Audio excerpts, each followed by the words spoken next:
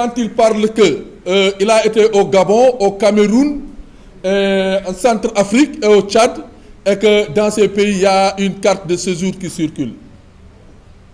L'ironie du sort, c'est vraiment dommage.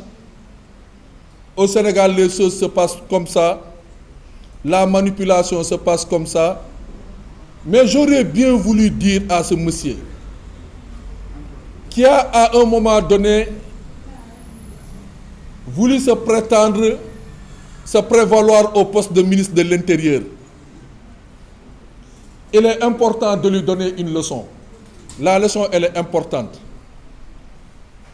À ce niveau de leadership, quand on parle à toute une nation, quand on sort certaines diatribes avec arrogance, il faut au minimum se documenter et se renseigner. Effectivement, les Camerounais, les Gabonais, les Centrafricains, les Équato-Guinéens, au Sénégal, ils sont assujettis d'une carte d'identité étrangère parce qu'ils ne font pas partie de la communauté des États de l'Afrique de l'Ouest, de la CEDEAO. Il n'a qu'à encore aller faire ses cours s'il a appris un peu la diplomatie ou la politique parce qu'il dit qu'il est sorti d'une école à Paris. Nous y reviendrons. Ce n'est pas une affaire personnelle. Nous y reviendrons. Chers amis, ce monsieur qui prétendait vouloir être le ministre de l'Intérieur ne sait pas, il ne sait pas. Quand il dit que les émigrés, les Libanais, les Niak font la queue au commissariat de Dieuppeul pour tirer des passeports, pour acheter des passeports, selon ses dires, ce monsieur ignore totalement qu'à la direction de la police étrangère qui se trouve à Dieuppeul, c'est là-bas que les étrangers vont aller pour régulariser leur situation. C'est là-bas qu'ils vont aller demander la carte de séjour qui existe bel et bien au Sénégal. Donc c'est un ignorant par rapport à la carte de séjour qui réclame dafa war a am li mu waroon am noonu dafa exister Sénégal ba pare. Donc il y a des étrangers qui sont au Sénégal ñoo xam ne dañu war a am carte de séjour te dañ koy am processus la li mu laajte dafa am caution boo xam ne da nga koy fay. Cette caution, tu dois aller à la caisse de consignation et de dépôt ñu jox le reçu boobu ngay jël ak demande bi ak certificat bi nga dem au niveau du commissariat de Dieuppeul nga laajte sa carte d'identité étrangère. Donc waa ji ñu ko mën a wax su nekkee loolu mooy programme am kon dafa tardé programme boobu existé na ba pare wax dafa jot parce que mu ngi siy xataraayu di saaga ndereng yi di saaga guinéen yi di ne guinéen yi ñoo fi ëpp sànq ci biir ay waxam nee na dafa def corridoru Dakar Conakry 35 stop moo ci am. J'ai beaucoup de respect pour lui. La liberté d'expression m'interdit de tenir certains propos. Mais moi, je vais vous donner. Je rends hommage à la police aux frontières, particulièrement ceux qui sont à Linkering. Linkering, c'est le poste de frontière de la police entre le Sénégal et la Guinée, où je connais les agents qui travaillent dans des conditions extrêmement difficiles, qui font un travail extraordinaire de select, qui veillent au grain par rapport à l'entrée, à l'accès au Sénégal. Je voudrais en ce moment-là, mes pensées vont à mon ami Lamine Ndour Alité, qui a été le chef de poste là-bas actuellement, qui est malade, qui est auprès de sa famille. Je ne voudrais pas citer tous les policiers en service là-bas, mais c'est pour vous prouver que je sais ce qui se passe là-bas. Et que ces forces de sécurité et de défense ne peuvent pas et n'ont pas la conscience de laisser le Sénégal à n'importe qui rentrer au Sénégal. À la limite même, ces propos, c'est manquer de respect à nos forces de sécurité et de défense. Ils ne devraient pas, puisque ce sont des Sénégalais nationalistes, patriotes, engagés comme lui qui sont à ces postes de frontière. Il les doit le minimum de respect et de considération. Ces gens-là sont chargés de mission auprès de ces frontières, de filtrer et de surveiller nos frontières. Dire que non, il n'y a pas de surveillance, c'est manquer de respect à ces gens-là. Je pense au chef de poste, Noah Sonko, Sané, Faye, une équipe dynamique, une équipe disponible, qui sont en train de travailler nuit et jour.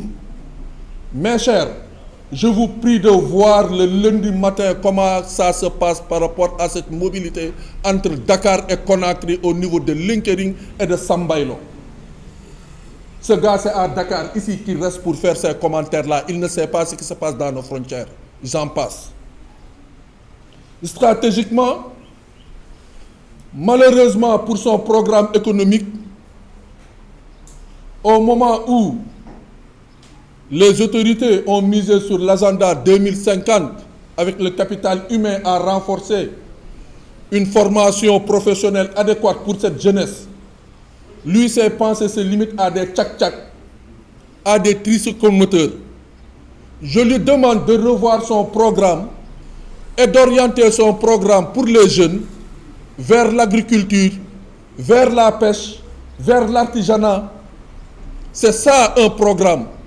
Ce n'est pas à des travaux, ce n'est pas à des métiers de précarité, de l'informel, qu'on va vraiment manipuler les jeunes, qu'on mobilise les jeunes pour leur dire qu'ils sont mal. Je pense que s'il avait de l'ambition pour ces jeunes Sénégalais, au contraire, c'est de les encourager à dépasser ces travaux, ce travail de précarité, de tchak-tchak, et de leur faire penser à l'entrepreneuriat. Dans la pêche, aujourd'hui, le Sénégalais est pêcheur, de les permettre d'avoir des PME, d'accompagner les jeunes qui sont dans l'agriculture vers des PMI, accompagner nos jeunes artisanats, accompagner nos jeunes qui sont dans l'industrie. Je pense que c'est à cela que nous devons vraiment nous titiller. Si nous devons nous confronter avec les jeunes Guinéens qui, pour des situations plutôt économiques de précarité, a quitté sa Guinée natale pour venir, comme il le dit, faire ici des travaux de précarité, ce n'est pas à celui-là qu'on doit s'en prendre. Je pense que nous, Sénégalais, nous sommes assez conscients. Il est très rare de voir un Pulo Fouta Ndereng venir se tutoyer avec les journalistes. Vous ne les voyez pas parce que ce n'est pas leur métier. Ils ne gênent pas les journalistes. Ils ne gênent pas les cadres dans les banques. Ils ne gênent pas les techniciens de la Sénélec. Ils ne gênent pas les techniciens de la Sonatel. Quand on parle de l'essor de développement, c'est eux qui envoient les jeunes Sénégalais au chômage. Mes chers concitoyens, chers jeunes frères qui m'écoutent, par rapport à cet esprit nationaliste, éveillons-nous et écoutons à fond ce discours que ce monsieur est en train de nous présenter. C'est à porte-à-faux, il n'a pas de programme, il n'a pas de projet. Il est imbu de sa personne avec une arrogance totale. Et d'ailleurs, je vais plus loin. Il n'est même pas assez courageux lui-même pour faire face à un débat contradictoire par rapport aux techniciens en charge. Vous êtes des journalistes, il est passé dans vos organes. Mais à chaque fois qu'il est dans vos organes, c'est plutôt avec vos chroniqueurs qu'il discute. Ils n'ont jamais... J'ai ironisé hier quand il a invité le président du PASTEF à un débat contradictoire. C'est ironique. Certains de vos confrères sont témoins. J'ai envoyé à 2 reprises le directeur des opérations de notre ONG pour qu'il puisse échanger avec lui, pour voir le niveau. Je lui ai entendu dire que l'État du Sénégal, les nouveaux gouvernants n'ont pas de relations diplomatiques, ils ne savent pas quoi qu'est-ce que... Évidemment, si c'est à travers ces propos tels qu'il les présente, c'est cette façon qu'il attaque aux pays voisins, évidemment, nous n'aurons pas de relations diplomatiques. S'il parle de nationalisme, il s'attaque aux Libanais investisseurs. Évidemment que nous n'aurons pas de relations diplomatiques, c'est une contradiction par rapport à sa politique. Il est très à cheval sur les questions d'état civil. Il est très à cheval puisque c'est une question sensible. Beaucoup de nos compatriotes issus de milieux ruraux, évidemment, ont des difficultés. On sait tous que l'Afrique, nous avons des problèmes d'accès à l'état civil. Ce n'est pas seulement au Sénégal. Des événements ont fait que dans certaines contrées, dans certaines municipalités, des événements ont fait que les états civils, les carnets ont été détruits. Ce qui a posé aujourd'hui des incidents, des bouchons par rapport à la délivrance des états civils. Et néanmoins, l'État a investi pour moderniser l'état civil. Mais j'aurais dû dire à ce gars qui a vécu à l'extérieur et qui parle de carte de séjour à d'outrance dans sa bouche. Dans le pays où il était, est-ce qu'il avait une carte de séjour et comment il a eu sa carte de séjour? L'équation qu'il faut lui poser. Aujourd'hui, nous sommes au Sénégal.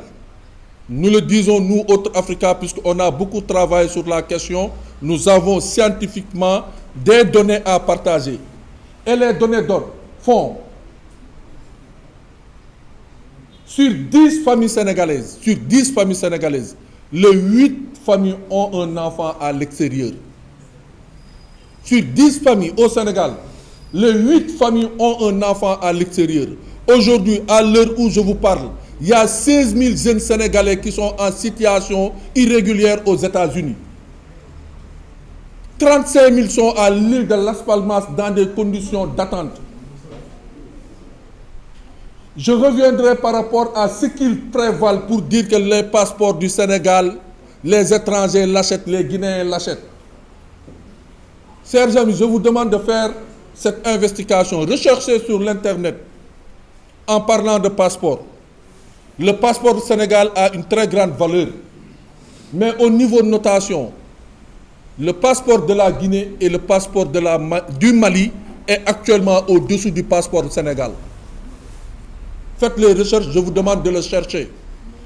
Comment un Guinéen, avec son passeport guinéen, il peut demander l'asile dans l'espace Schengen?